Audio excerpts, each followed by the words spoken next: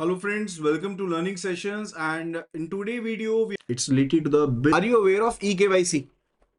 eKYC क्या होता है? आधार इनेबल्ड वेरिफिकेशन जिसको हम कहते हैं। अब eKYC होता है पेपरलेस, राइट? आप इलेक्ट्रॉनिकली कस्टमर आइडेंटिफिकेशन प्रोसेस को कैरी आउट करते हो आधार ऑथेंटिकेशन के थ्रू। किसके थ्रू? आधार ऑथेंटिकेशन। और वो किसके थ्रू होती है?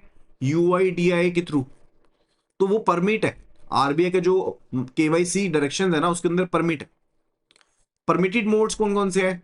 आधार ओटीपी बेस्ड, अगर आप ई केवाईसी करवाते हो, ठीक है, यानी कि आप कस्टमर का आधार नंबर ऑथेंटिकेट करते हो, ओटीपी उनके रजिस्टर्ड मोबाइल नंबर के ऊपर भेजा जाता है, तो डेमोग्राफिक जो डिटेल्स होती हैं like name, address, date of birth, photograph, वो जनरेट होती हैं एंड वेरीफाई हो जाता है अकाउंट।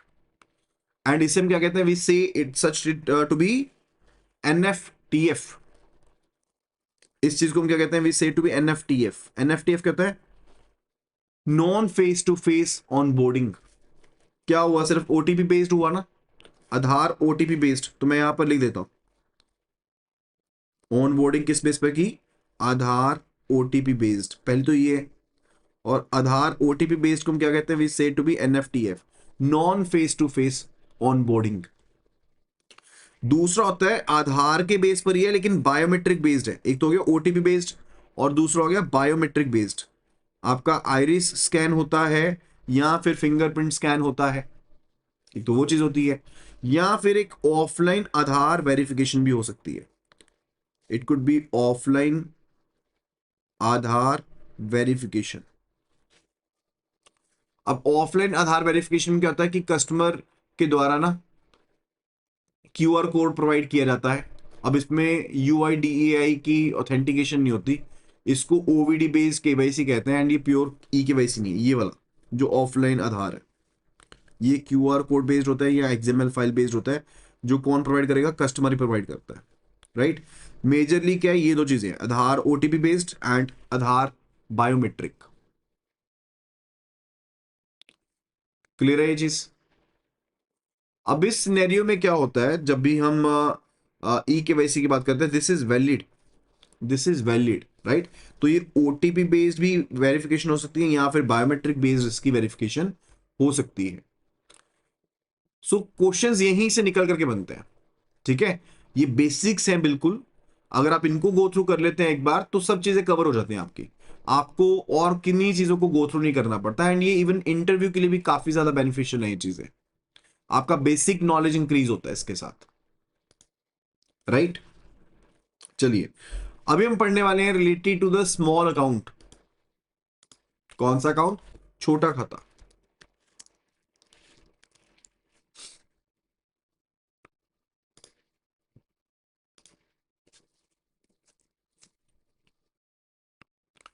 देखो जहां पर कस्टमर लो रिस्क कस्टमर है, where the customer is the low risk customer, मैंने आपको बताया था ना डिफरेंट कैटेगराइजेशन करते हो आप। सो कस्टमर जब आपको एक बार पता लग गया कि कस्टमर लो रिस्क कस्टमर है, right, in that particular scenario आप कस्टमर के लिए एक स्मॉल डिपॉजिट अकाउंट ओपन करने के लिए कह सकते हो, लेकिन यहां पर कुछ लिमिट्स होती हैं। मान लो कस्टमर के पास OVD नहीं है ना, उस केस में बहुत से कस्टमर ऐसे हो सकते हैं जिनके पास ऑफिशियल वैलिड डॉक्यूमेंट ना हो, तो वहां पर जस्ट आपको एक फोटोग्राफ लेना उनका, सेल्फ अटेस्टेड फोटोग्राफ, और उनके सिग्नेचर या थंब इंप्रेशन ले लेना, डेट इज इट। आप अकाउंट ओपन कर सकते हो उनका। एंड ऐसा जो स्मॉल अकाउंट ओपन किया जाएगा ना, just with the thumb impression और सिग्नेचर्स और the photograph, date will be valid for the initial 12 months, 12 महीने के लिए वैलिड होगा। फिर 12 महीने के अंदर अंदर, ये वाले 12 पहले 12 महीने के अंदर अंदर अगर उस पर्सन ने रिसीट जमा करवा दी कि हाँ भाई उसने OVD के लिए अप्लाई करा है, तो ये 12 महीने के लिए और एक्सटेंड हो जाएगा।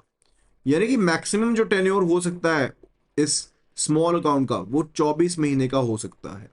And once the OVD is submitted then it's all fine, फिर इसको चाहे नॉर्मल KYC अकाउंट में ओपन कर दो, ठीक है?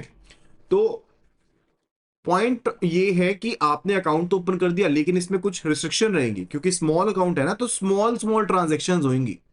तो टोटल जो क्रेडिट्स है फाइनेंशियल ईयर में वो 1 लाख से ज्यादा नहीं हो सकते, जो टोटल विड्रॉल है इवन एटीएम ट्रांजैक्शंस को मिला करके वो 10,000 से ज्यादा नहीं हो सकते। आपका जो बैलेंस है किसी भी पॉइंट ऑफ टाइम के ऊपर अकाउंट में वो 50,000 से ज्यादा नहीं हो सकता। These are the restrictions. तो ये तीन इंपॉर्टेंट रिस्ट्रिक्शंस हैं इस केस में। One it is related to the aggregate total credits, other one it is aggregate withdrawals in the month, and तीसरा है बैलेंस एट एनी पॉइंट। ठीक है, तो ये तीन रिस्ट्रिक्शंस आपको याद में रखनी है, इनके बेस पर डायरेक्ट क्वेश्चंस बनते हैं, direct questions based upon it, right. तो ध्यान रखिएगा कि इन दिस सिनेरियो जब हम स्मॉल अकाउंट की बात कर रहे हैं, पहली चीज तो है लो रिस्क कस्टमर के लिए है, वैलिडिटी पीरियड 12 महीने के लिए होता है, अगर रिसीट जमा करवा दी तो 12 महीने और एक्सटेंड हो जाएगा। आप ओवरऑल एग्रीगेट क्रेडिट्स एक साल में 1 लाख से ज्यादा नहीं कर सकते, आप महीने में विड्रॉल 10,000 से ज्यादा नहीं कर सकते, आपका बैलेंस किसी भी पॉइंट ऑफ टाइम के ऊपर अकाउंट में 50,000 से ज्यादा नहीं हो सकता। This is the small account. Clear है चीज। एंड ये उन्हीं ब्रांचेस में ओपन किया जाएगा जो सीबीएस है, क्योंकि नहीं तो ऐसा होगा ना पर्सन अलग अलग ब्रांचेस में ओपन कर देगा एंड मनी लॉन्ड्रिंग का एक पॉइंट बन सकता है, ये लूप होल बन सकता है। So this is only to be open in such branches जो कि सीबीएस लिंक्ड है, राइट। फर्दर सेकेंड जो टाइप है अकाउंट की, that is again important, that is a foreign student account. Foreign student account, बाहर से कोई स्टूडेंट पढ़ने के लिए आ रहा है इंडिया में, तो उनको भी तो अकाउंट चाहिए ना। तो वो कौन सा अकाउंट ओपन कर सकते हैं? फॉरेन स्टूडेंट अकाउंट ओपन किया जाएगा।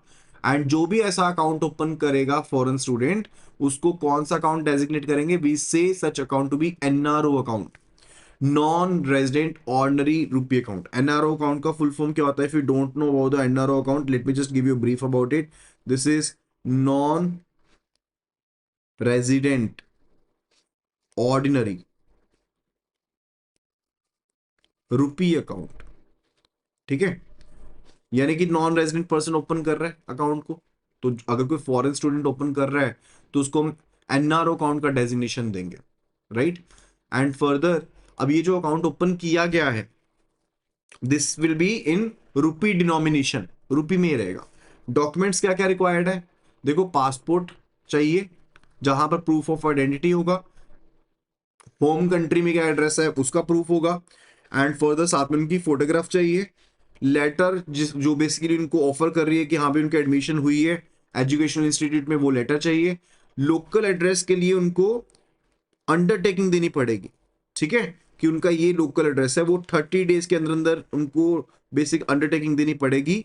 अगर उन्होंने ये अंडरटेकिंग नहीं दी या एड्रेस वेरिफिकेशन अभी पेंडिंग है, तो वो फॉरेन इनवर्ड रिमिटेंस जो उनकी आएगी, यानी कि बाहर से जो पैसा मंगवा रहे हैं, वो 1000 USD से ज्यादा एक्सीड नहीं कर सकता। एंड जो पैसा वो मैक्सिमम विड्रॉल कर पाएंगे अनटिल और unless they have not verified their address, वो 50,000 से ज्यादा का बैलेंस विड्रॉ नहीं कर पाएंगे, 50,000 से ज्यादा का बैलेंस विड्रॉ नहीं कर पाएंगे अगर वेरीफाइड नहीं एड्रेस, और 1000 USD से ज्यादा पैसा अपने अकाउंट में मंगवा नहीं पाएंगे। और अगर कोई स्टूडेंट पाकिस्तानी है या बांग्लादेशी नेशनैलिटी का है, तो पहले आरबीआई का परमिशन लेना पड़ेगा अकाउंट को ओपन करने से पहले, otherwise account opening want be allowed. In case the student is of Pakistani nationality और बांग्लादेशी नेशनैलिटी, उस केस में ये रिस्ट्रिक्शन इंपोज किया गया है। In that scenario this restriction is imposed. ठीक है, तो जब तक ड्यूरिंग द फर्स्ट 30 डेज या फिर जब तक आपकी एड्रेस वेरिफिकेशन पेंडिंग है, तब तक फॉरवर्ड इनवर्ड रिमिटेंस जो अलाउड है that is just 1000 USD, and जो मैक्सिमम विड्रॉल भी कर सकते हो वो भी सिर्फ 50,000 का अलाउड है। Then it is a OTP based eKYC account. अभी आपको बताया ना, Aadhaar based OTP account open किए जाते हैं, नॉन फेस टू फेस, जो हम ऑन बोर्डिंग कहते हैं, non face to face, NFTF कहते हैं इनको। मैं इसलिए शॉर्ट टर्म्स बता रहा हूं क्योंकि एग्जाम में कई बार सीधा लिखा हुआ जाता है, दे डू थिंक लाइक कि आपको ये चीजें पता है, ठीक है, तो आपको ये पता होनी चाहिए, क्योंकि आप बैंक प्रमोशन का एग्जाम दे रहे हैं तो ये कंफर्म्ड होनी चाहिए चीजें, राइट। तो ओटीपी बेस्ड अगर eKYC अकाउंट है तो कंसेंट डिक्लेरेशन ले रहे हो, एंड अगर कंसेंट डिक्लेरेशन ऑब्टेन कर रहे हो, ठीक है, कि कोई भी आपका अकाउंट ओपन पहले नहीं है नॉर्मल वाला, तो आप ओटीपी बेस्ड अकाउंट ओपन करोगे। जो एग्रीगेट बैलेंस होगा इस तरह के अकाउंट में वो 1 लाख से ज्यादा का नहीं हो सकता, एंड जो एग्रीगेट क्रेडिट है पूरे के पूरे साल में क्रेडिट एंट्रीज हैं वो 2 लाख से ज्यादा नहीं हो सकती। यानी कि कभी आपने 5,000 जमा करवा दिया, कभी 10,000 जमा करवा दिया, तो टोटल एग्रीगेट पूरे के पूरे साल में जो है वो 2 लाख से ज्यादा नहीं हो सकता।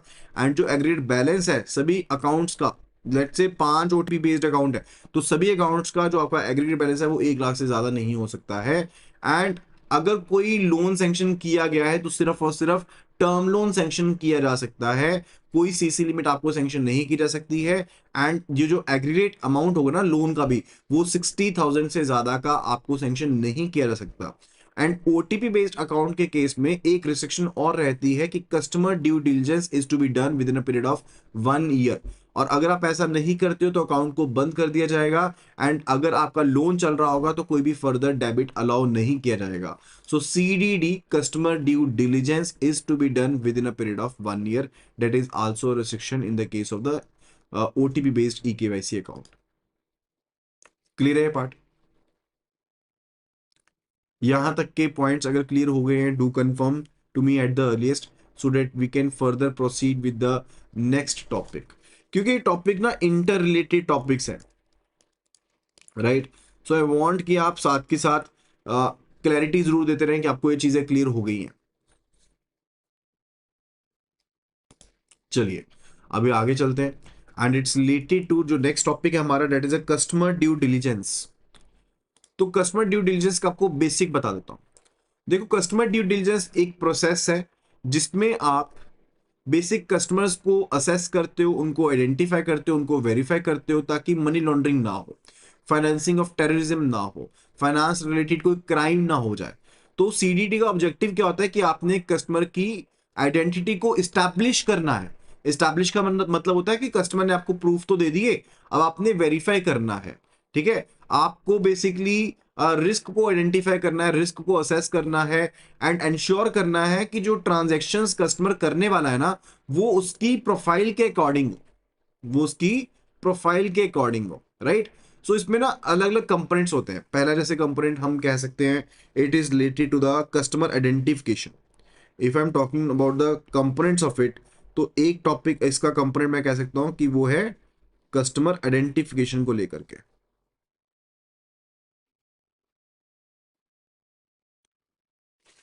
Right?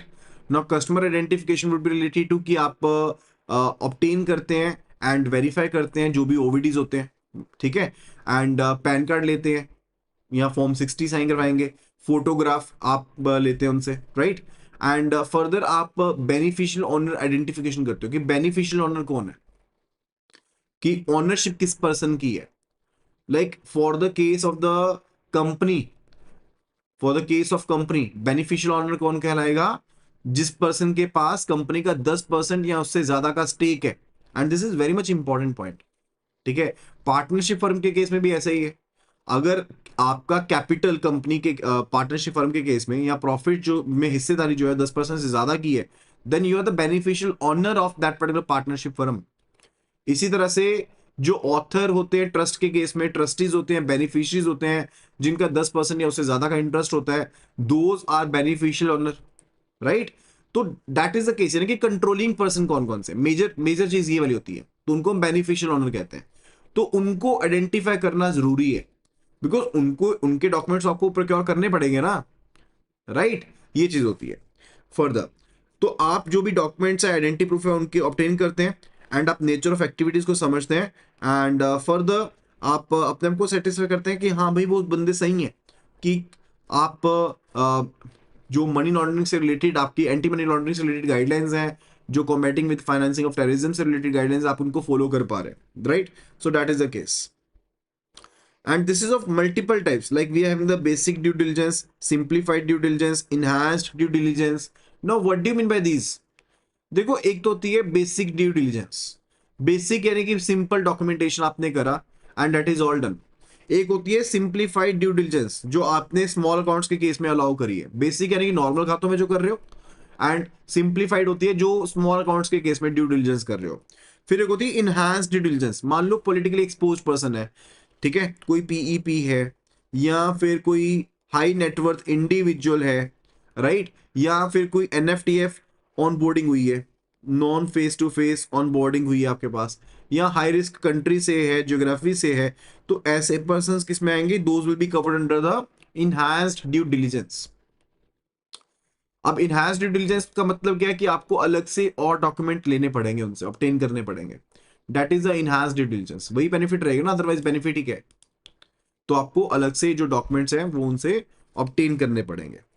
And there is periodic updation of the documents requirement, यानी कि ये जो सीडीडी है that should be done on ongoing basis, ये ऑनगोइंग बेसिस के ऊपर है, this is on ongoing basis. And आपको periodic डॉक्यूमेंट लेने पड़ेंगे। इन केस अगर कस्टमर लो रिस्क कस्टमर है तो आप 10 साल में एक बार अपडेशन करेंगे, अगर मीडियम रिस्क कस्टमर है तो 8 साल में एक बार कम से कम आपको बेसिकली करना पड़ेगा, अपडेशन करना पड़ेगा, और अगर हाई रिस्क कस्टमर है तो आपको 2 साल में डॉक्यूमेंट्स को periodically अपडेट करना पड़ेगा।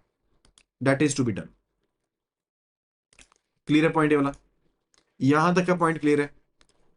फर्दर अगर कस्टमर के केवाईसी डॉक्यूमेंट्स आपको नहीं मिलते हैं तो पहले आप क्या करोगे,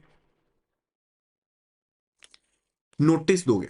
अगर डॉक्यूमेंट्स केवाईसी के कंप्लीट नहीं हुए हैं तो उस केस में आप नोटिस दोगे। एंड नोटिस कितना दोगे आप, पहले 3 महीने का नोटिस दोगे, 3 महीने का नोटिस दिया, अगर अभी भी कंप्लीट नहीं है तो आप पार्शियल फ्रीज कर दोगे। यहां पर आप पार्शियल फ्रीज कर दोगे, यानी कि डेबिट फ्रीज कर दिया लेट्स से।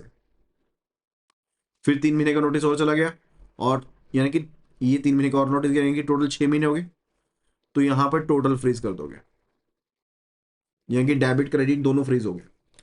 और अब अगर आपने कंप्लीट बंद करना है ना अकाउंट को, तो that can be done 1 step ahead authority के द्वारा, आप खुद नहीं कर सकते। जो 1 स्टेप आगे की अथॉरिटी है वो बंद करेगी अकाउंट को, those are going to close the account.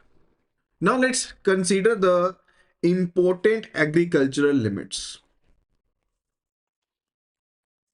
अब इनको तो डेफिनेटली बार बार पूछा जाता है एग्जाम में। One term it's related to the ENWR। No, ENWR क्या होता है, इससे रिलेटेड क्वेश्चन आए हुए हैं ऑलरेडी बैंक प्रमोशन एग्जाम्स में। NWR, ENWR, anyone if you know about it, what is NWR और ENWR? NWR होता है negotiable warehouse receipt, and ENWR क्या होता है, अगर मैं वेयर हाउस रिसीट की बात करूं तो वो होती है लाइक कि हमारा यहां पर सामान पड़ा है, हमारी प्रोड्यूस यहां पर पड़ी है गोडाउन में पड़ी है, and that belongs to us, आप उसके अगेंस्ट लोन लेते हो तो उसको कहते हैं वेयर हाउस रिसीट के अगेंस्ट लोन लेना। दैट्स काइंड ऑफ प्लेज, ठीक है। तो उसको हम प्लेज के टॉपिक में कवर कर लेंगे जब हम चार्जेस के बारे में पढ़ेंगे, right. Do focus on the part first of all कि नेगोशिएबल वेयर हाउस रिसीट होती है जिसको नेगोशिएट कर सकते हैं, एंड ENWR होती है electronic negotiable warehouse receipt. So if the lending is related to NWR और ENWR, तो क्वांटम ऑफ लोन जो कवर किया गया प्रायोरिटी सेक्टर लेंडिंग की एलिजिबिलिटी में, वो 90 लाख रुपीस तक का लोन है, अगर वो 12 महीने तक के लिए दिया गया है। अगर ऐसा लोन 12 महीने तक के लिए दिया गया है तो 90 लाख रुपीस तक का लोन जो होगा that will be covered under this. और अगर सिंपल वेयर हाउस रिसीट है, यानी कि ENWR और NWR से रिलेटेड नहीं है, सिंपल वेयर हाउस रिसीट है, तो वहां पर लोन अमाउंट 60 लाख रुपीस तक का रखा गया है, यानी कि लिमिट जो है उस केस में 60 लाख रुपीस की है, राइट। एंड एक ओवरऑल लिमिट भी लगाई गई है, यानी कि अगर आप एग्रीगेट सैंक्शन कर रहे हो, let's say not against the warehouse receipt, not against the ENWR, लेकिन आप अगर जो एग्रीकल्चर प्रोड्यूस है उसके ऊपर हाइपोथिकेशन का चार्ज क्रिएट करते हुए या प्लेज का चार्ज क्रिएट करते हुए अगर आप लेंडिंग कर रहे हो, तो इसकी ओवरऑल लिमिट को 4 करोड़ रुपीस कर दिया गया है।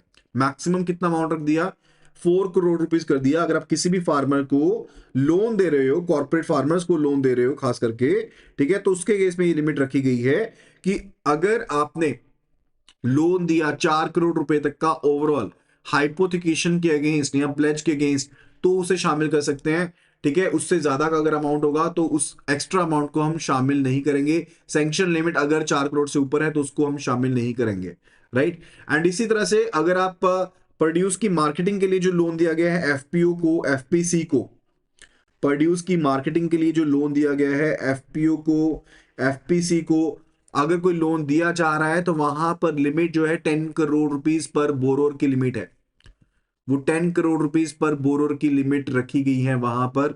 एंड अगर हम एग्रीकल्चर इंफ्रास्ट्रक्चर की बात करें, if we are talking about the agriculture infrastructure, तो यहां पर लिमिट 100 करोड़ रुपीस की है। बैंकिंग लोन अगर 100 करोड़ रुपीस पर बोरोर का लिया गया है for the agriculture infrastructure, for food processing and agro processing units, right, तो वो लिमिट कितनी है, 100 करोड़ रुपीस की है। और अगर स्टार्टअप्स को लोन दे रहे हो which are related to the agriculture sectors और अलाइड एक्टिविटीज, अगर वहां पर लोन 50 करोड़ तक का दिया जा रहा है, that will be a part of the, वो किस चीज का पार्ट रहेगा, that will be a part of the priority sector lending, उसे प्रायोरिटी सेक्टर लेंडिंग का पार्ट कंसीडर किया जाएगा। क्लियर है चीज? अगर वीडियो पसंद आ रही है, you are able to understand the components related to it, please do give this video a like and उसे शेयर जरूर कीजिएगा वीडियो को अपने फ्रेंड्स के साथ जो प्रिपेयर कर रहे हैं for the bank promotion exams. Very much important, ये टॉपिक बहुत इंपॉर्टेंट है। और ऑलरेडी मैंने आपको बताया, अगर कोई शॉर्टफॉल रहा तो पैसे कहां जाएंगे, पैसे जाएंगे या तो आरआईडीएफ के अंदर, किसके अंदर, आरआईडीएफ। आरआईडीएफ क्या होता है, रूरल इंफ्रास्ट्रक्चर डेवलपमेंट फंड। क्या होता है, रूरल इंफ्रास्ट्रक्चर डेवलपमेंट फंड, या फिर नाबार्ड के पास, नाबार्ड को भी फंड चाहिए रहते हैं इन्वेस्टमेंट पर्पसेस के लिए आगे, राइट, या फिर नाबार्ड के पास रखने पड़ेंगे। वहां पर आपको नाम मात्र जो रिटर्न है वो मिलेगी, आप अपनी कॉस्ट को भी पूरा नहीं कर पाएंगे, इतना रिटर्न होता है वहां पे, ठीक है, अगर शॉर्टफॉल होगा तो। Now let's consider the second category. तो एक जो मेजर कैटेगरी थी वो हमने कवर कर ली है। Now let's talk about the another one, it's MSME, micro small medium enterprises. No, MSME से रिलेटेड जो गाइडलाइंस है वो लेटेस्ट आ चुकी है, ठीक है। एमएसएमई की जो डेफिनेशन है वो चेंज हो चुकी है, लेटेस्ट गाइडलाइंस चेंज हो चुकी है। अगर लेटेस्ट डेफिनेशन आपको नहीं पता है तो आपको बता देता हूं। क्राइटेरिया वही है कि दो चीजों के बेस पर यू बेसिकली गो फॉर कि भाई माइक्रो एंटरप्राइज कौन सी है, स्मॉल एंटरप्राइज कौन सी है, एंड जो मीडियम एंटरप्राइज है वो कौन सी है। वो दो क्राइटेरिया कौन से हैं, पहला होता है कि प्लांट मशीनरी इक्विपमेंट में इन्वेस्टमेंट क्या है, दूसरा होता है एनुअल टर्नओवर क्या है। दो चीजें मैटर करती हैं, एक होती है टर्नओवर और एक होती है इन्वेस्टमेंट, सिर्फ उन्हीं चीजों को कंसीडर किया जाता है, राइट। लेकिन जो ओवरऑल लिमिट्स हैं उनको मॉडिफाई कर दिया गया है, वो लिमिट्स इन आपकी मॉडिफाई हो चुकी है, क्लासिफिकेशन आपकी रिवाइज हो चुकी है, राइट। तो उसके बारे में हम बात करेंगे, लेकिन not related to the priority sector lending, अभी के लिए बात नहीं करेंगे। We will be talking about them later on, later on will be talking about them. But फिलहाल के लिए समझो कि जो भी प्रायोरिटी सेक्टर लेंडिंग में आपने एमएसएमई को लोन दिया वो सारे के सारे पीएसएल में जाएंगे। एमएसएमई को अगर आपने लोन दिया तो वो किस में जाएंगे, those will be into the those will be into the priority sector lending. तो जो कोई भी आप लोन दे रहे हो, चाहे जीसीसी सैंक्शन कर रहे हो, चाहे आप सीसी लिमिट सैंक्शन कर रहे हो, ठीक है, स्मॉल बिजनेसेस को, मीडियम बिजनेसेस को, माइक्रो बिजनेसेस को, those all will be under the priority sector lending. And startup को जो लोन दोगे 50 करोड़ तक का, जो कि एमएसएमई की डेफिनेशंस को फॉलो कर रहा है, वहां पर उसे भी कवर किया जाएगा under the priority sector lending. Now there are some specific inclusions, like अगर आप केवीआई को लोन दे रहे हो, khadi village industry sector, KVI को लोन दे रहे हो, केवीआईसी को लोन दे रहे हो, तो उनको शामिल किया जाएगा, माइक्रो एंटरप्राइजेस माना जाता है। क्या माना जाता है उनको, micro enterprises. Why I am telling so, because MSE के लिए एक सेपरेट टारगेट था, we read about it. Commercial banks के लिए वो फॉरेन बैंक्स जिनकी ब्रांचेस 20 या उससे ज्यादा है, आरआरबीज के लिए, स्मॉल फाइनेंस बैंक्स के लिए, ठीक है, अर्बन कोऑपरेटिव बैंक्स के लिए क्या टारगेट था, 7.5%, 7.5% ऑफ द एएनबीसी और CEO BSC which ever is, higher target रखा गया, तो डेफिनेटली वो भी शामिल किया गया। फर्दर एक्सपोर्ट क्रेडिट अगर आप करते हो, चाहे वो प्री शिपमेंट क्रेडिट है, पोस्ट शिपमेंट क्रेडिट है, right, of balance sheet exposure को छोड़ दो, ऑफ बैलेंस शीट एक्सपोजर को काउंट नहीं करते हैं भाई इसमें, सिर्फ और सिर्फ अगर आप प्री शिपमेंट क्रेडिट दे रहे हो। I am not talking about the letter of credit, letter of credit को शामिल नहीं करना है। बैंक गारंटी अगर दी है उसको शामिल नहीं करना है, वो चीजें नहीं। आई am talking about the normal fund based credit अगर आप दे रहे हो, ठीक है, फंड बेस्ड आपने क्रेडिट दिया, प्री शिपमेंट क्रेडिट दे दिया, पोस्ट शिपमेंट क्रेडिट दे दिया, तो वो भी पार्ट बन जाएगा किसका, that will be a loan that is given under the MSME priority sector lending category, right? अगर कोई लोन दिया गया है PMJDY अकाउंट होल्डर्स को, प्रधानमंत्री जनधन योजना के तहत जो अकाउंट्स थे, राइट, तो वो कंडीशंस अगर पूरी हो रही हैं और 10,000 तक का ओवरड्राफ्ट दिया गया है, तो आप उनको माइक्रो एंटरप्राइजेस में शामिल कर सकते हो। इसी तरह से अगर आपने कोई लोन देना था MSME के अंदर, ठीक है, आपने कैटेगरी का जो सब कैटेगरी थी उसको कंप्लीट नहीं करा 7.5% को, राइट, तो आपका पैसा कहां पे जाएगा? आपका पैसा जाएगा सिडबी के पास, small industries development bank of India के पास, या फिर मुद्रा के पास आपको पैसा इन्वेस्ट करना पड़ेगा। That is to be done. Clear है part? Now after that it's related to the export credit. Then after that it's the export credit. अब एक्सपोर्ट ज्यादातर कौन से बैंक करते हैं? फॉरेन बैंक्स के लिए तो रख दिया कि आप 32% तक का पैसा जो है, 40% ऑफ ANBC में से जो 32% है वो आप एक्सपोर्ट क्रेडिट दे दो, 8% किसी और जगह पर इन्वेस्ट कर दो, ठीक है? वो हमने ऑलरेडी पढ़ा था। फॉरेन बैंक ब्रांचेस, जो फॉरेन आपके पास बैंक्स हैं जिनकी ब्रांचेस 20 से कम है, उनके लिए already we read about it, right? लेकिन जो डोमेस्टिक बैंक्स हैं, जो होली ओन्ड सब्सिडरीज है फॉरेन बैंक्स की, या स्मॉल फाइनेंस बैंक है, या अर्बन कोऑपरेटिव बैंक है, या वो फॉरेन बैंक्स जिनकी ब्रांचेस 20 या उससे ज्यादा है, उनके लिए जो टारगेट है that is 2% incremental target. 2% incremental target, यानी कि पिछले साल को जो आपका एक्सपोर्ट क्रेडिट था उससे कम से कम 2% ऊपर होना चाहिए। कितना टारगेट है? पिछले साल जो क्रेडिट था उससे कम 2% ऊपर होना चाहिए। Not related to RRBs, this is not related to RRBs, ठीक है, ध्यान रखिएगा। तो दो, जैसे मान लो पिछले साल कॉरेस्पॉन्डेंस डेट के ऊपर जो आपका एक्सपोर्ट क्रेडिट था वो 100 करोड़ का था, तो इस साल आपको उसे 102 करोड़ मिनिमम करना है, ठीक है? 102 करोड़ आपको मिनिमम उसे करना पड़ेगा। और पर बोरोर कैप कितनी लगा दी? 50 करोड़ रुपए की। फॉरेन बैंक्स के लिए ये पर बोरोर कैप कोई भी नहीं है। देयर इज नो पर borrower cap for the foreign banks with branches lesser than 20। लेकिन डोमेस्टिक बैंक्स के लिए, हॉलीवुड सब्सिडरीज के लिए, फॉरेन बैंक्स की जो है, या फॉरेन बैंक्स जिनकी ब्रांचेस 20 या उससे ज्यादा है उनके लिए, या स्मॉल फाइनेंस बैंक्स के लिए, अर्बन कोऑपरेटिव बैंक के लिए जो कैप है that is 50 crore rupees per borrower, वो कैप यहां पर लगाई गई है। क्लियर है? Then after that it's related to the education category. Again important one है, सिंगल पॉइंट लेकिन इंपॉर्टेंट है, राइट?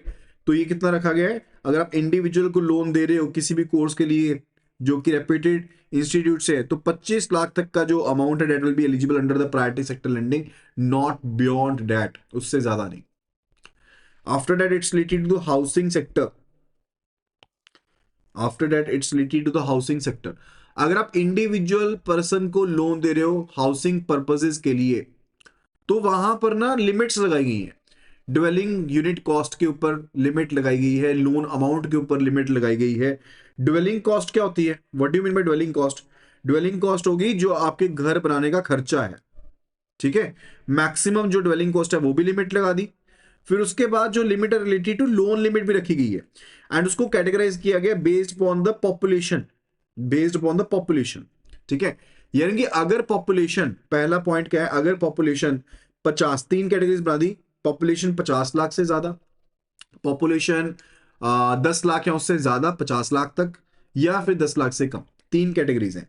सो फर्स्ट कैटेगरी जो है दैट इज ग्रेटर देन और इक्वल टू 50 लाख रुपीज, वहां पर लोन लिमिट है 50 की, ठीक है? लोन लिमिट है 50 की, मैक्सिमम डिवेलिंग कॉस्ट है 63 लाख रुपीज की। तो आप ये वाली तीनों लिमिट्स आपके लिए याद रखनी जरूरी है, तीनों लिमिट्स, ठीक है? तो वो लिमिट अगर पॉपुलेशन वाइज देखें, तो अगर पॉपुलेशन 50 लाख या उससे ज्यादा है तो मैक्सिमम लोन जो दे सकते हो 50 लाख का दे सकते हो, और उस केस में जो मैक्सिमम डिवेलिंग कॉस्ट हो सकती है घर की वो 63 लाख तक की जा सकती है, not more than that. Second आ गया जहां पर जो पॉपुलेशन है वो 10 लाख या उससे ज्यादा है और 50 लाख से कम है, वहां पर लोन लिमिट कर दिया 45 लाख का, लोन लिमिट कर दी 45 लाख की, एंड मैक्सिमम डिवेलिंग जो यूनिट कॉस्ट है वो हो सकती है 57 लाख की, यानी कि वो ड्रॉप हो जाएगी फ्रॉम 63 टू 57।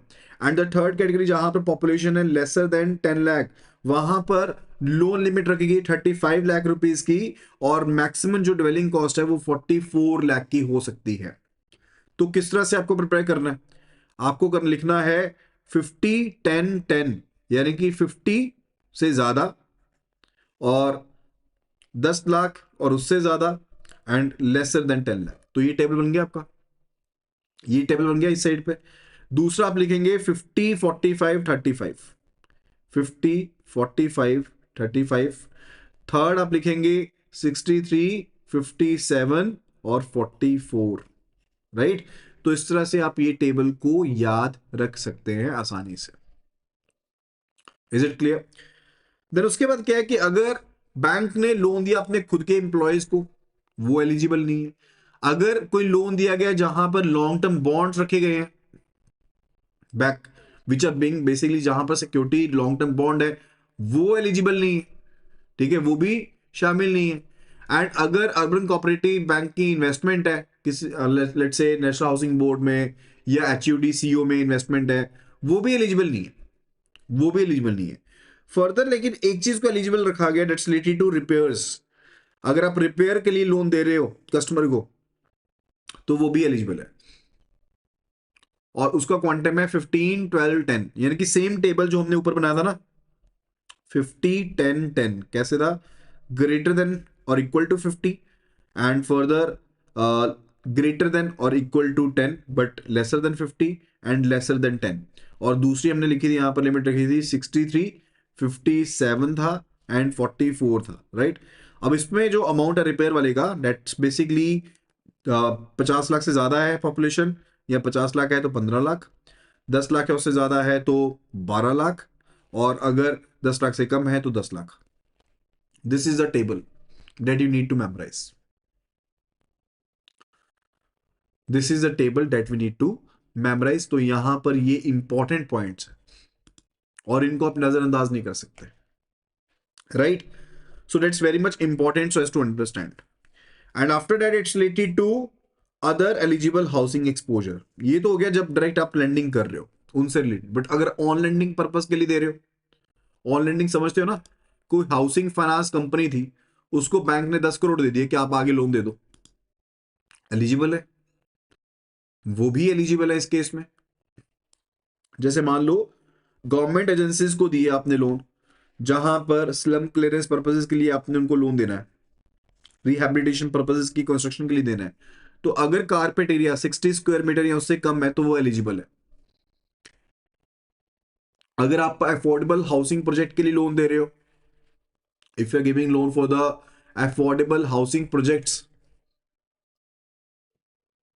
उसका 50% अगर फ्लोर स्केल इंडेक्स का यूज होता है फॉर द ड्वेलिंग यूनिट्स जहां पर कारपेट एरिया 60 स्क्वायर मीटर या उससे कम है, दैट इज एलिजिबल। एंड अगर आपका कोई शॉर्टफॉल हुआ, let's say priority sector lending से रिलेटेड, तो वो एनएचबी के पास भी जा सकता है। That can also be going to NHB, national housing board के पास भी जा सकता है। Then after that it's related to द सोशल इंफ्रास्ट्रक्चर।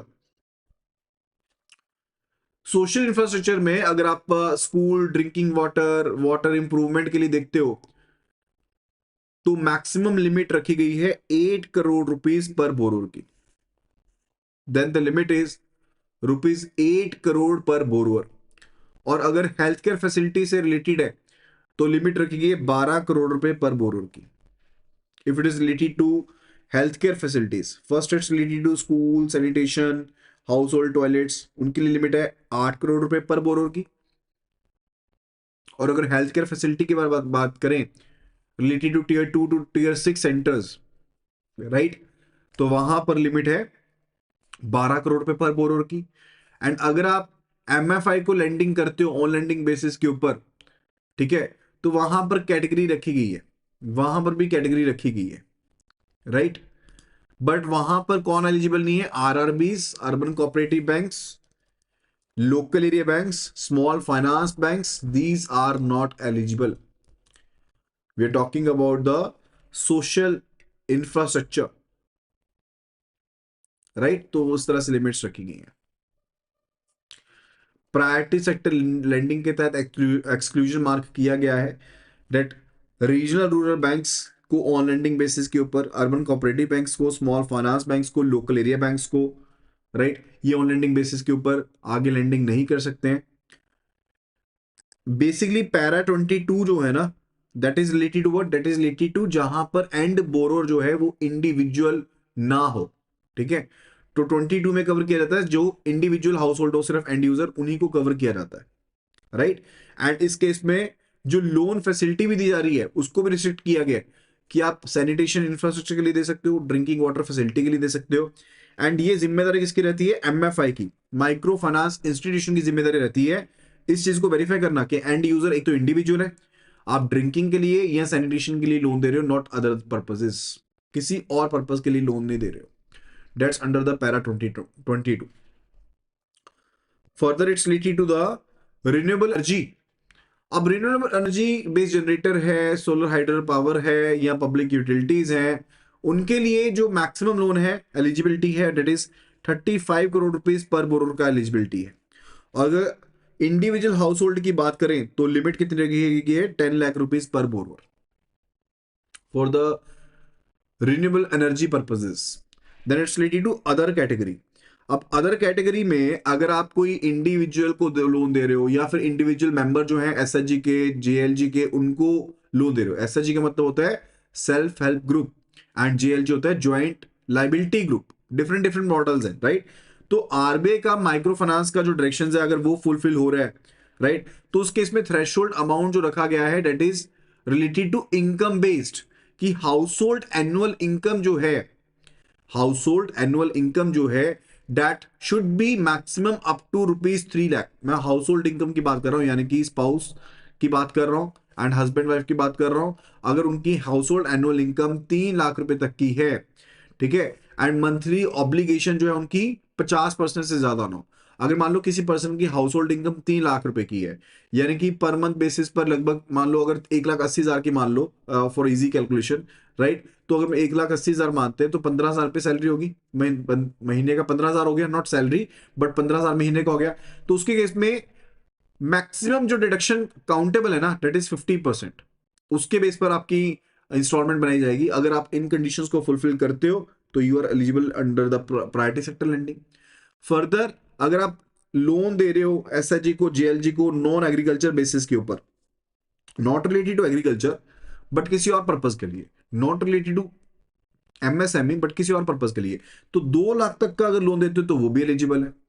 फर्दर अगर कोई आप डिस्ट्रेस्ड पर्सन को लोन दे रहे हो other than the distressed farmers, देखो क्योंकि डिस्ट्रेस्ड फार्मर को जो लोन दिया वो तो आपने शामिल कर लिया एग्रीकल्चर में, वो तो एग्रीकल्चर में शामिल कर लिया। अब अगर नॉन आप डिस्ट्रेस्ड पर्सन को दे रहे हो that's not belonging to a agriculture category, अगर आप उनको लोन देते हो 1 लाख रुपए तक का, अप टू रुपीज 1 लाख तक का लोन देते हो, ताकि वो जो मोटी ब्याज दरें उनके ऊपर लगाई जा रही है ना नॉन इंस्टीट्यूशनल लेंडर्स की, उनसे उनको बचाया जा सके, डेप्ट ट्रैप्स उनको बचाया जा सके, तो 1 लाख तक का अगर लोन देते हो वो भी इसमें शामिल है। फर्दर अगर आप कोई लोन देते हो state sponsored organisations for SC ST को, राइट, तो वहां पर जो लोन अमाउंट दिया गया है वो भी एलिजिबल है। यहां पर कोई कैप नहीं लगाई गई, बट द पॉइंट इज कि अगर आप एससी एसटी से रिलेटेड किसी ऑर्गेनाइजेशन के तहत अगर आप लेंडिंग करते हो एससी एसटीज को तो वो भी शामिल है इसमें, अदर्स में शामिल हो जाते हैं। फर्दर अगर आप कोई स्टार्टअप को लोन देते हो, स्टार्टअप को लोन देते हो तो वो भी इवन इसमें शामिल किए गए हैं, और स्टार्टअप के लिए लिमिट जो है वो 50 करोड़ रुपीस की है। यानी कि स्टार्टअप को किसी भी तरह से लोन दिया that will be under the priority sector lending. Otherwise अगर एग्रीकल्चर से रिलेटेड तो उसको एग्रीकल्चर में काउंट करोगे, एमएसएमई से रिलेटेड तो एमएसएमई में काउंट करोगे, और अगर कहीं और नहीं है तो इन जनरल भी उसको काउंट कर सकते हैं। In general it is also accountable. Clear with it? Now it's related to the weaker section.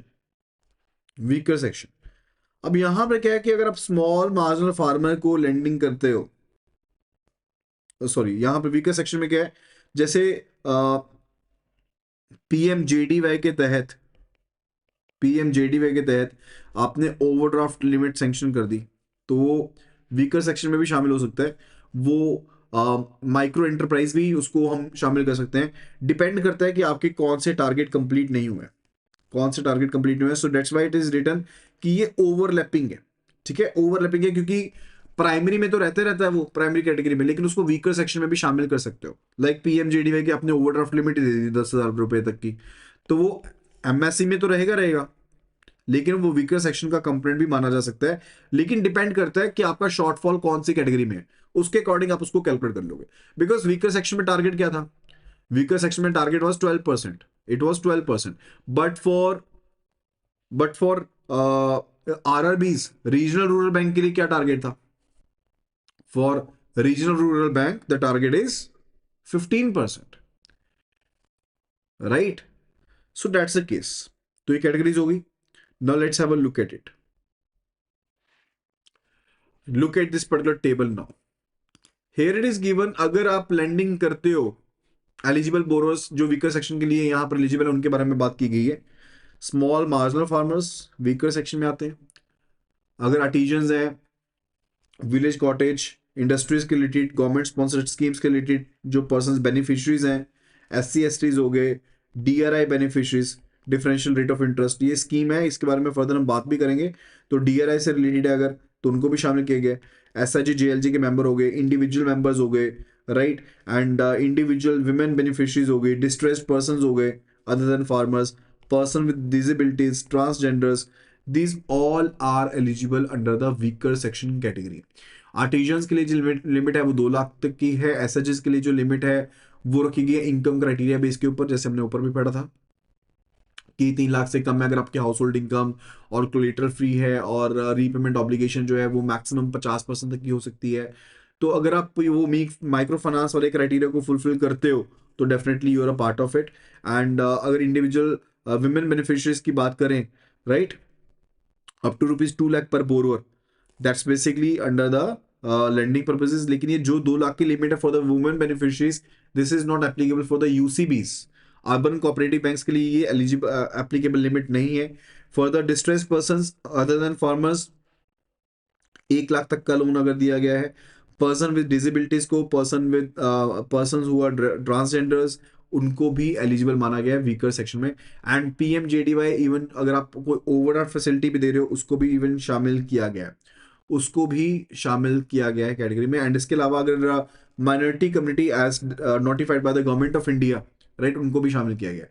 But keep one thing in mind, अगर 6 are minority, they are not minority in the state where they are in major, like they are minority in the other states but not in Punjab, right? So ये चीजों का भी ध्यान होता है। And but as such इनसे related question नहीं आते हैं, but you should be knowing that particular part. Clear है चीज? Then it's related to how banks can create, transfer, priority sector lending achievement। पहली चीज है कि आपके सिक्योरिटाइजेशन नोट्स है, यानी कि जो भी आप इन्वेस्टमेंट्स करते हो सिक्योरिटाइजेशन के तहत। सिक्योरिटाइजेशन इज अ प्रोसेस जिसके तहत जो लेट्स से लोन थे वो सेल कर दिए जाते हैं, ठीक है, किसी और बैंक को, ताकि उनका जो एक्सपोजर है किसी और बैंक के पास चला जाए। वो बैंक नहीं होता एक्चुअल में, एआर से होता है, एसेट रिकंस्ट्रक्शन कंपनी होती है जिनको सेल किया जाता है। एंड ये एसेट रिकंस्ट्रक्शन कंपनी क्या करती है, इन लोन्स के बदले में, लेट्स से यहाँ पर है बैंक XYZ, इसके लोन थे, इसने सेल ऑफ कर दिया एसेट रिकंस्ट्रक्शन कंपनी को। एसेट रिकंस्ट्रक्शन कंपनी एक एसपीवी को सेटअप करेगी, यानी कि स्पेशल पर्पस व्हीकल को सेटअप करेगी। And this SPV will be issuing the notes यानी कि security receipts, pass through certificate जिसको हम कहते हैं, वो इशू करेगी। एंड यहाँ पर इन्वेस्टर्स होंगे अलग अलग जो इसमें इन्वेस्टमेंट करेंगे। जो रिटर्न इन लोन्स के ऊपर आएगी, ठीक है, वो एआरसी को मिलेगी सारी की सारी, क्योंकि एक्सपोजर अब एआरसी के पास है। और वो रिटर्न जो है वो इन्वेस्टर्स को बांट दी जाएगी। कल को अगर कोई लोन फेल हुआ, लोन का डिफॉल्ट हुआ, तो वो नुकसान किसका? इन्वेस्टर्स का नुकसान है। That's about the securitization. तो सिक्योरिटाइजेशन जो आपके नोट्स हैं जो प्रायोरिटी सेक्टर लेंडिंग को रिप्रेजेंट कर रहे हैं other than the others category, वो सभी एलिजिबल है respective priority sector lending category में, दैट्स एलिजिबल। उन सभी चीजों को एलिजिबल माना गया है। लेकिन हाँ, जो आपके सिक्योरिटाइजेशन नोट्स बैक्ड हैं बाय द गोल्ड ज्वेलरी, ठीक है, जिनका ओरिजिनेशन एनबीएफसी की तरह हुआ, यानी कि एनबीएफसी ने लेंडिंग करी है पर्टिकुलरली, वो एलिजिबल नहीं है, वो प्रायोरिटी सेक्टर लेंडिंग के लिए एलिजिबल नहीं है। And this is not applicable for the regional rural banks and the UCBs. Further it's related to direct assignment, outright purchase of the loan pools. आप directly भी purchase कर सकते हैं। आप प्रायोरिटी सेक्टर लेंडिंग का जो लोन पूल है उसको परचेज कर सकते हैं अगर आरबीआई की ट्रांसफर ऑफ लोन्स डायरेक्शंस के साथ आप उनको फुलफिल कर रहे हैं। एंड रिपोर्टिंग जो होगी वो एक्चुअल आउटस्टैंडिंग डिसबर्समेंट के बेस पर होगी, एम्बेडेड प्रीमियम के ऊपर बेस नहीं होगी कि आपने कितना प्रीमियम पे किया है। जो एक्चुअल आउटस्टैंडिंग डिसबर्समेंट हुई थी उसके बेस पर आप उसको काउंट कर सकते हैं। जैसे मान लो एक बैंक है, let's say bank A is here and इसका एमएसई से रिलेटेड 100 करोड़ का पोर्टफोलियो उसने आउटराइट पूल सेल कर दिया to the bank B, right. तो जो इसकी एक्चुअल में आउटस्टैंडिंग थी, आउटस्टैंडिंग उस टाइम पे होगी, लेट्स से आउटस्टैंडिंग जो थी दैट वाज 102 करोड़, तो वो 102 करोड़ शामिल होगा toward the priority sector land, not related to जो अमाउंट पे किया गया। ठीक है, फर्दर ये भी आरआरबीज के लिए, यूसीबीज के लिए एप्लीकेबल नहीं है। Then it is related to the IBPCs, that is inter bank participation certificates, inter bank participation certificates. So IBPC जो होते हैं वो रिस्क शेयरिंग बेसिस पर होते हैं, उनको भी शामिल किया गया है अंडर द क्लासिफिकेशन पर्पसेस। यानी कि अगर आपने आईबीपीसी परचेज कर लिया, inter bank participation certificate purchase कर लिया, तो ये रिस्क शेयरिंग बेसिस पर होता है। यानी कि सर्टिफिकेट इशू किया जाएगा बैंक ए की तरफ बैंक बी को कि मेरा जो एग्रीकल्चर का इतने अमाउंट का लोन है वो तुम्हारा होगा, लेकिन उसके साथ जो रिलेटेड रिस्क होगा, इन लोन्स के साथ जो एसोसिएटेड रिस्क होगा वो भी ट्रांसफर हो जाएगा बैंक बी के पास, डेट इज आईबीपीसी, राइट। ये चीज क्लियर है। एंड ये भी यूसीबीज के लिए एप्लीकेबल नहीं है, this is not applicable to UCBs but applicable for the RRBs. Then it is related to the priority sector lending certificates, that is PSLCs, most common one, most common one. And ये non risk sharing basis पर होता है, ये non risk sharing basis पर होता है, right. तो bank जो है वो पीएसएलसीज को बाय सेल कर सकते हैं, अंडरलाइंग एसेट्स को प्रोवाइड कर देते हैं। जैसे मान लो किसी बैंक का शॉर्टफॉल है, ठीक है, किसी ने टारगेट कंप्लीट नहीं किया, so simply they can B purchasing the priority sector lending certificates, okay. And जो फॉरेन बैंक है जिनकी ब्रांचेस 20 से कम है, जिनकी ब्रांचेस 20 से कम है, मैंने आपको बताया था उनके लिए टारगेट क्या है, 32% तो उनको अलाउड है मैक्सिमम, किसमें, एक्सपोर्ट में, मैक्सिमम है 32% अलाउड है एक्सपोर्ट्स में, राइट। एंड 8% वो कर सकते हैं किसमें, 8% टू द अदर्स कैटेगरी। अब वो जो फॉरेन बैंक है जिनकी ब्रांचेस कम है 20 से, वो 8% जो है वो अदर देन एक्सपोर्ट्स कर सकते हैं, अदर देन एक्सपोर्ट्स बाय नहीं कर सकते हैं। 8% का जो उनका रह गया ना डिफरेंस, उसके लिए वो प्रायोरिटी सेक्टर लेंडिंग सर्टिफिकेट को परचेज नहीं कर सकते हैं। लेकिन हाँ, वो एग्रीकल्चर से रिलेटेड, माइक्रो एंटरप्राइज से रिलेटेड, एसएमएफ से रिलेटेड वो परमिट कर सकते हैं, दे आर परमिटेड। कि भाई अगर उन्होंने अदर कैटेगरीज है उनसे रिलेटेड कुछ एक बाय करने हैं, तो उनसे कुछ एक कैटेगरी से रिलेटेड उनको अलाउ किया गया कि that they can be buying, right. Further it's related to on lending root.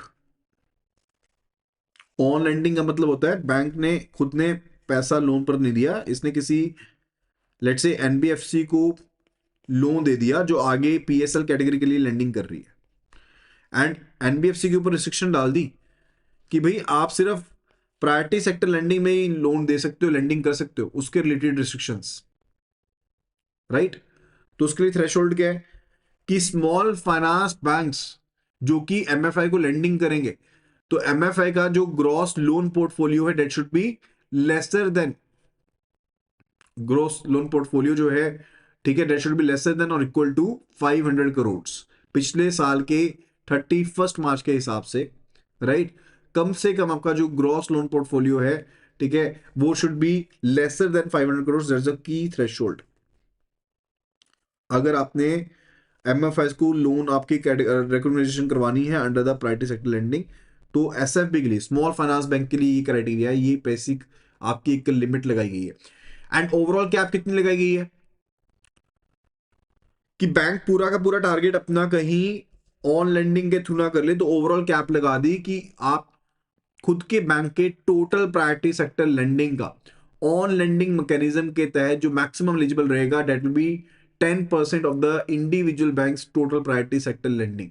अगर बैंक का ओवरऑल प्रायोरिटी सेक्टर लेंडिंग पिछले साल का 1000 करोड़ का था, तो बैंक जो है इस साल में सिर्फ और सिर्फ maximum 100 crore rupees on lending के तहत दे सकता है for the priority sector lending purpose eligibility, right.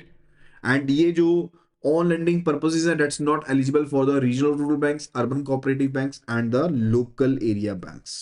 That's all for today video, and we are conducting the videos 5 days a week from Monday to Saturday except Thursday, right? So there is no video on Thursday except Thursday. We are having 5 classes in a week. At that, you would have liked the video. Thank you so much, and see you again in the next video.